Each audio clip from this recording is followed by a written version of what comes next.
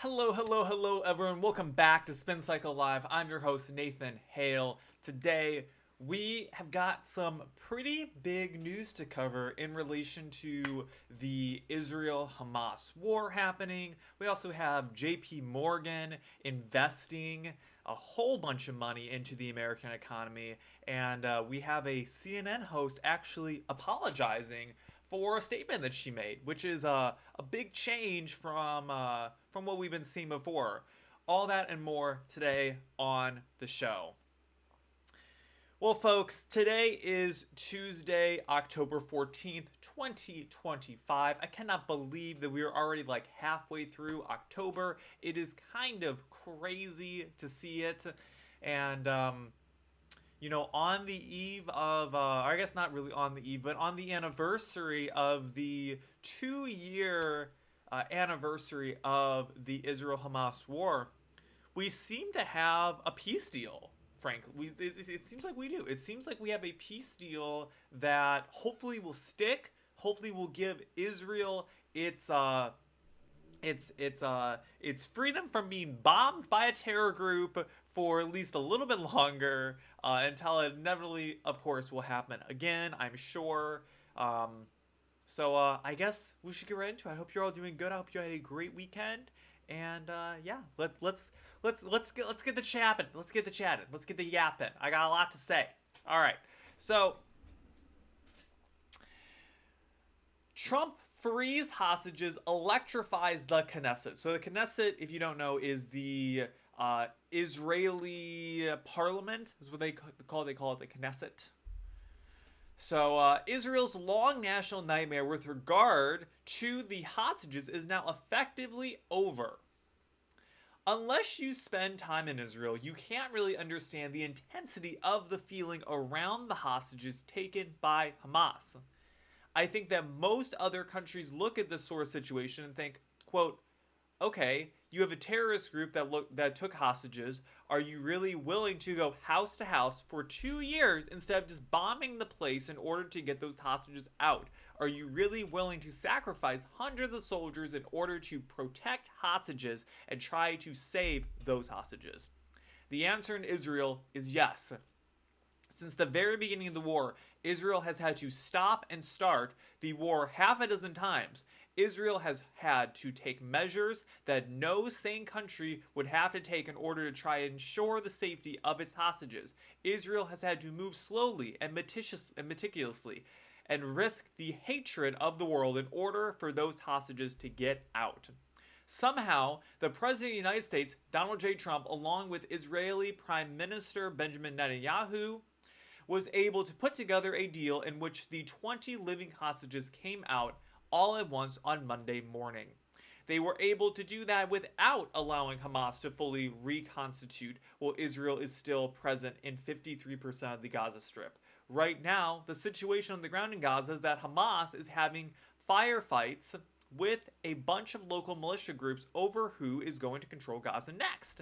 In the end, there will have to be some sort of heavy hand put on the remnants of Hamas, whether it happens from an international group in the way President Trump has discussed, or whether it happens via the IDF. We don't know the answer to that yet.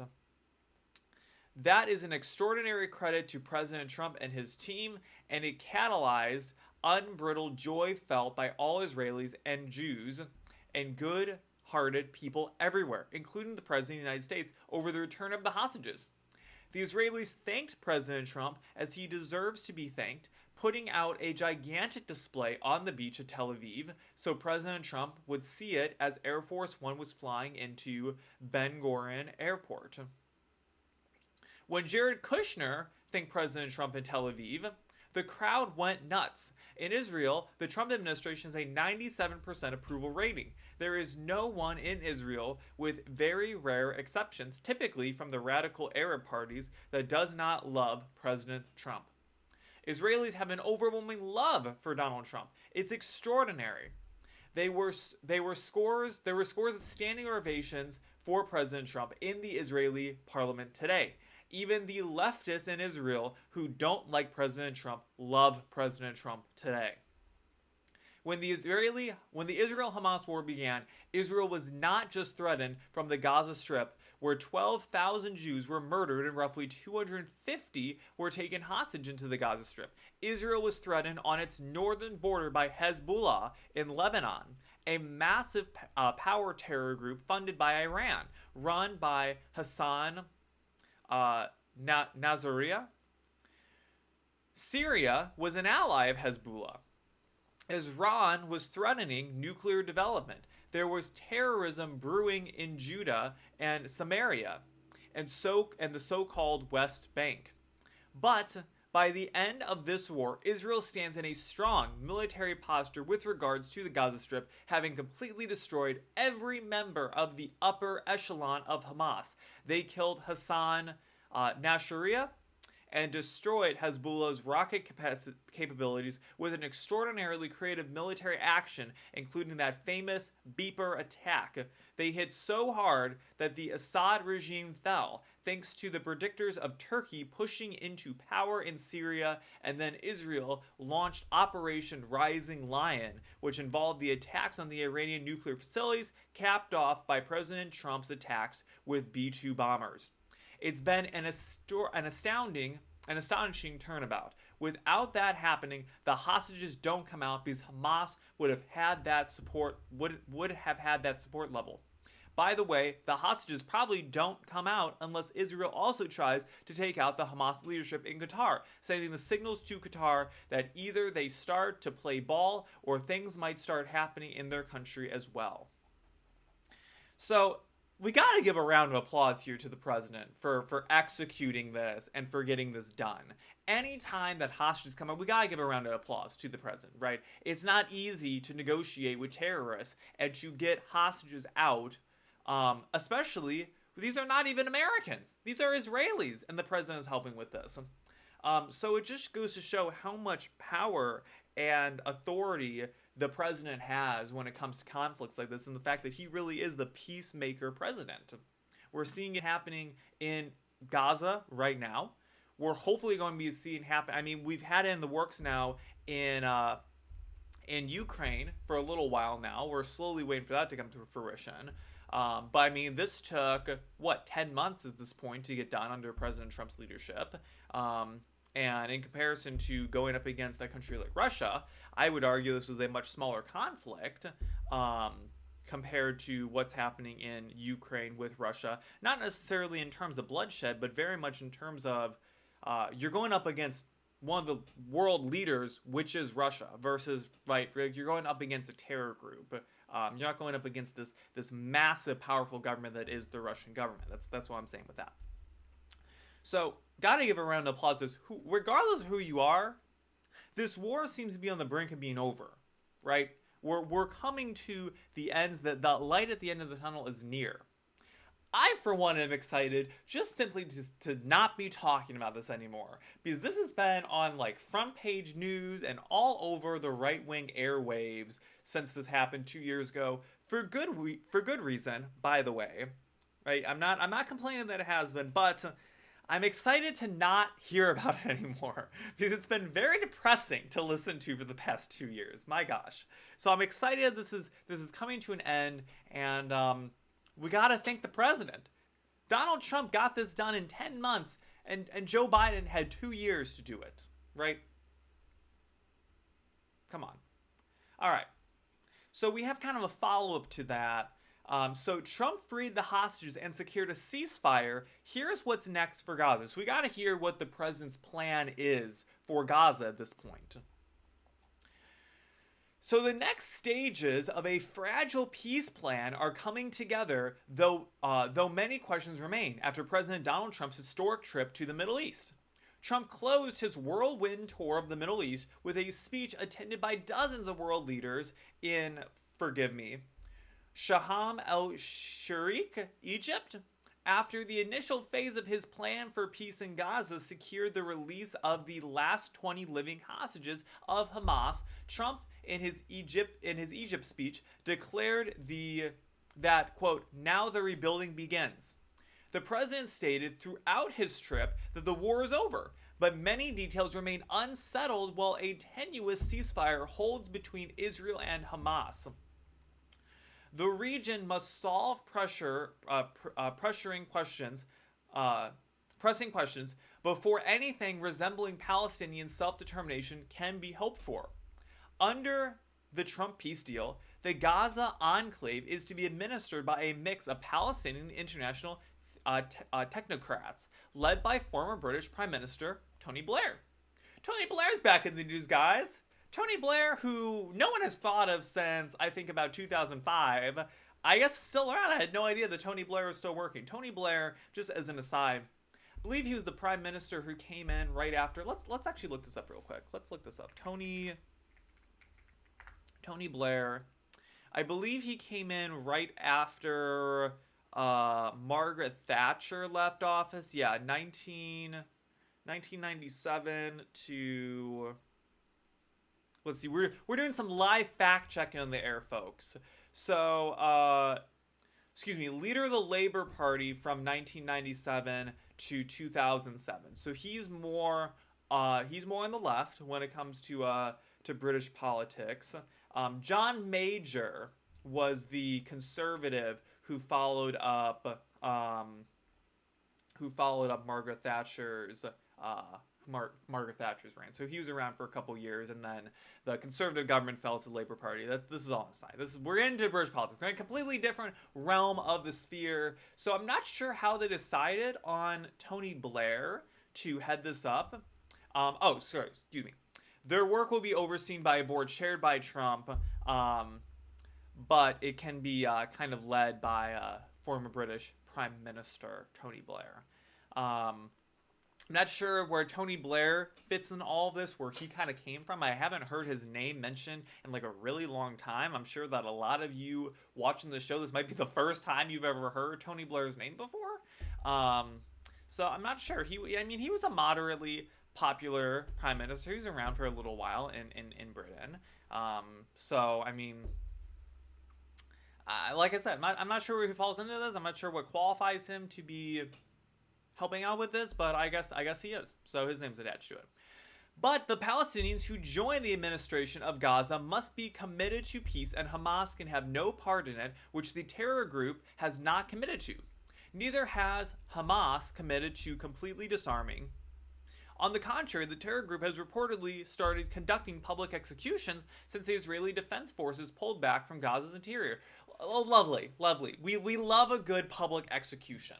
Lovely. You know, I love all these folks who are like on the side of Hamas, and they're like, oh my gosh, they're just these cute little fuzzy bunny rabbits. They're just trying to protect their people. No, they're a terror group. They're like executing people in public. So regardless of Hamas's actions, the prerequisite for Israel is to sanction Palestinian self-determination has been firm. Gaza can no longer represent any meaningful threat to the Jewish state or its citizens. Good. This is fantastic, right? Get them out of here. I don't like terrorists, regardless of where they are. Get rid of all the terrorists. We don't need terrorists in the world, right? Terrorists should not be running any region of the world, let alone one by the one beacon of democracy in the Middle East. Trump championed the effort to rebuild Gaza that have already begun, stating with aid flowing into the area. The aid is needed and necessary to begin alleviating the worst conditions in Gaza, but the project of rebuilding the strip will likely take decades of work and reinvestment. For much of that support, the president has turned to Arab and Muslim leaders in their region. Security in Gaza would likely be led by an international force most likely supplied by the Arab and Muslim countries. Indonesia has committed to sending 20,000 troops to Gaza to act as a security force. Egyptian Foreign Minister Badr al-Baghdadi said that Cairo was ready to commit forces as well, as long as the mission for such a force was made clear by the UN Security Council.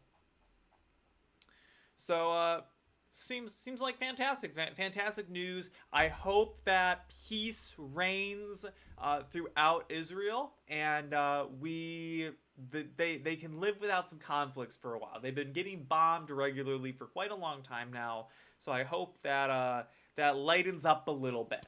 So I like seeing peace happen. I want to see more peace worldwide, and I thank the president for his dedicated actions in ensuring peace around the world. We're one step closer to it, and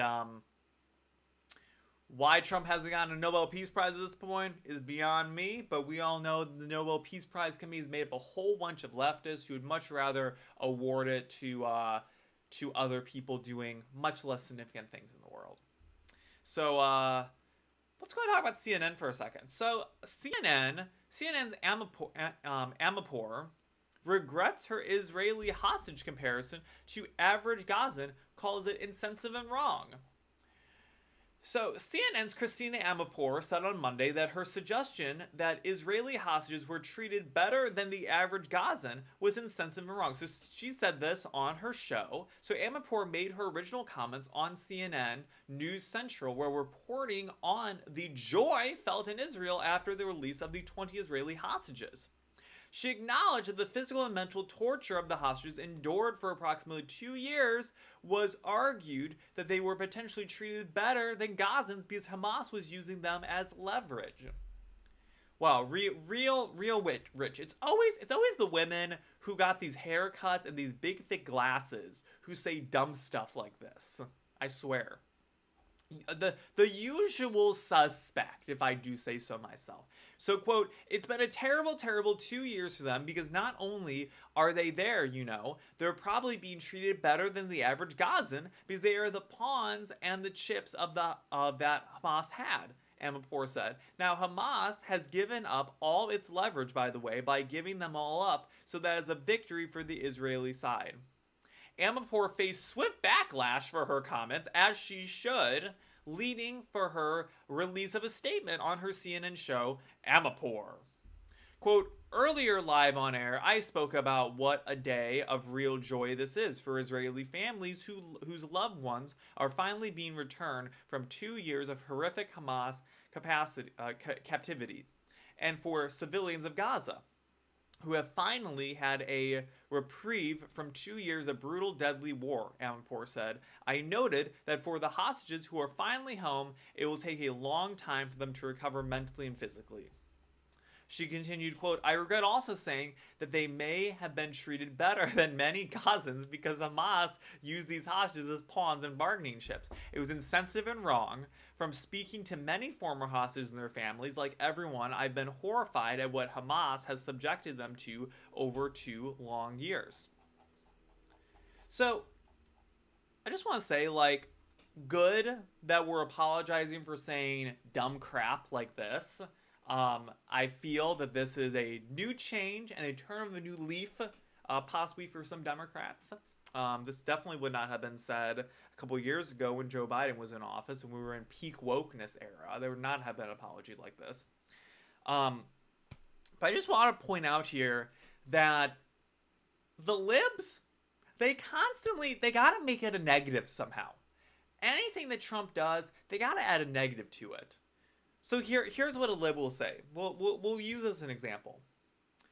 It's great that Trump freed the hostages in Gaza, but they were probably treated better as hostages than the average Gazan, right? See how it turns into a negative? See how it just spirals out of control? It's just you had to ruin it by saying some dumb crap like that. Really, you could have just stopped it and saying, great job, we got the hostages back. Period. End of story, right? But you gotta go on and add this whole charade of saying a whole bunch of dumb stuff after that, just to make it seem like that. We still gotta say, even though this is good that we got the hostages back, we're still against Donald Trump. We gotta remind us of that. Gaza's still in the right here, right? The Palestinians are still we still have to support Palestine, right? So it's just, oh my god, it's so exhausting, guys. It's so exhausting. You can see why I can only do this show twice a week. It's so exhausting to read through this stuff. I gotta tell you. Because the things that make it onto the show are half of what I actually read through, if not a third or a fourth of what I actually read through on a daily basis. So, oh my gosh. So, but shame on you, Christiane Amanpour, but thank you for posting a reply. This is great. Very happy to see it. All right. Let's move on. So, We have more peace deals in the works. So Trump is looking forward to Thailand Cambodia ceasefire deal as ASEAN summit, Malaysia says. So U.S. President Donald Trump will visit Malaysia on October 26th. So he's just been flying all over the world, folks. He's been going everywhere. He's in the Middle East. He's in the United States. Now he's in Malaysia. He's just flying all over the place. So Foreign Minister Mohammed Hassan said on October 14th, adding that he was looking forward to witnessing a ceasefire deal between Southeast Asian neighbors Thailand and Cambodia. Tensions over undemocratic points on the two-letter nations' 817 kilometers of land border erupted into a deadly five-day conflict. This sentence is kind of all over the board. In July, killing at least 48 and temporarily displacing hundreds of thousands in their worst fighting in more than a decade. During the summit, we hope to see the signaling of a declaration known as the Kuala Lumpur Accord. nice rhyme right there.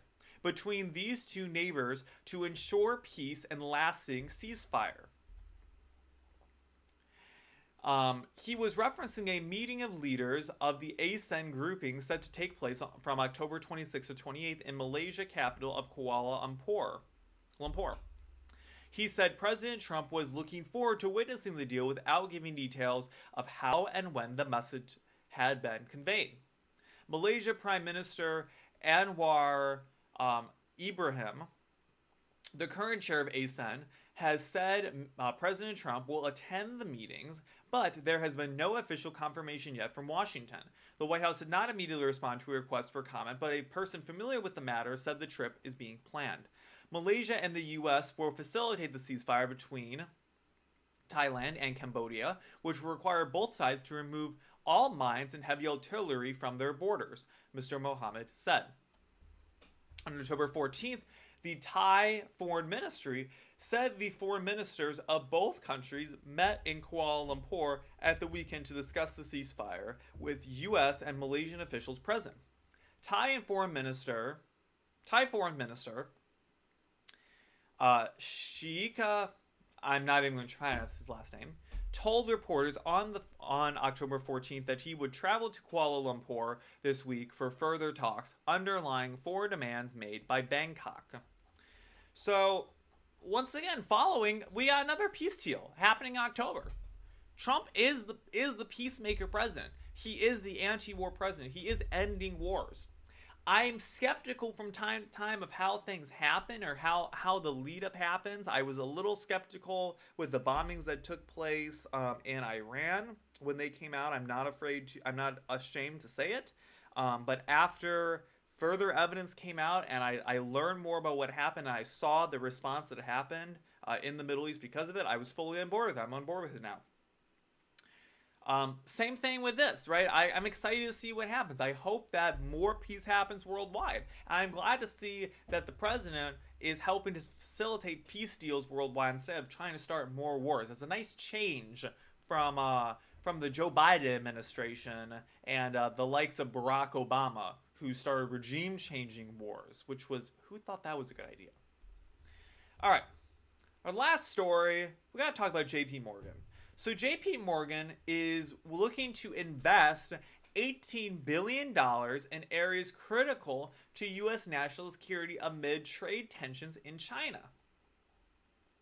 So JPMorgan Chase says it will invest up to $10 billion in companies considered critical to U.S. national security, a sweeping effort by the country's largest bank to shore up domestic supply chains and reduce dependence on China as trade tensions continue.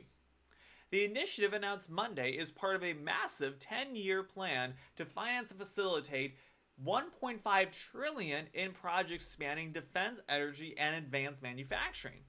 JPMorgan said that the move reflects a national security imperative to rebuild U.S. industrial capacity in sectors vital to the economy and military. The online missive followed Trump's Friday threat to impose 100% tariffs on Chinese products after Beijing on Thursday issued new export controls on rare earth minerals used to clean energy, chip making, and defense systems. Quote, it has become painfully clear that the U.S. has allowed itself to become too reliant on unreliable sources of critical materials, products, and manufacturing, all of which are essential to our national security, JPMorgan CEO Jamie Dimon said on a statement. The bank's new investments will target 4 broad areas: supply chains and advanced manufacturing, defense and aerospace, energy independence and resilience, and frontier and strategic technologies. The new initiative includes efforts like ensuring reliable access to life-saving medicines and critical materials, defending our nation, building energy systems to meet AI-driven demand, and advancing technologies like semiconductors and data centers, Dimon said. So fantastic. I love to see investment in my country. This is great. This is a lot of money. $10 billion is a lot of money to be going into industries to help take them away from China and bring them into the United States. Right? This is what we want to see. We want to see more business coming to our country. We want to see that taking place here. Because if anything happens with China, China can cut us off. If China decides tomorrow they want to cut off our supply, they can just do that and we're screwed. If we do it here, we have control of it. We have control of where that supply goes. When we have control of it, I would much rather have the United States at its worst in control of supply chains that are critical to our national security over China at its best. Let me put it that way. So glad to see it, and lots of exciting things happen. This was very, very uplifting and some good news. Some good news today. Happy to see it. So I'm excited to see what happens in the coming weeks with all of these peace deals happening in the Middle East, especially with the one that looks like it's going to be taking place soon in the Southeast Asian countries. And I'm excited to see over the coming years how this investment actually takes place from JPMorgan. They sure have the money to actually be able to do it. So I hope you enjoyed today's episode. We'll be back on Thursday with another episode, 6 p.m. Eastern time, usual time, and we have lots more to talk about then. If you have any questions or comments about the show, send me a message on Twitter. I'm always reading them. I'm always looking for them. I'm tweeting things out. Keep an eye on all of that. Make sure you're following YouTube, Rumble, X is where all the show is streamed out of, and hopefully we'll have some more exciting stuff coming in the future. With that, I have been Nathan Hale. This has been Spin Cycle Live. I hope you have a great rest of your Tuesday and a lovely Wednesday until I see you again on Thursday. Peace out. Bye.